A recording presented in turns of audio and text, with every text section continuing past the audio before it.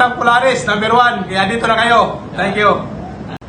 Dito sa Polaris, sulit yung binayaran nyo. Marami kayong matutunan. Saka yung confidence mo boss, yung mga what ifs nyo matasagot dito. So, on board magkaroon kayo ng guts.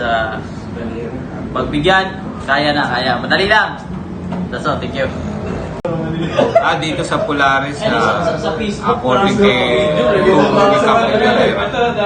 everything we will sufficient para sa inyo. Maganda ang kanyang turo. It will be a very, very good help when you're on board. Thank you sa Polaris. Marami kaming natutunan dito ng mga technique. Magagamit nyo sa barko. Thank you.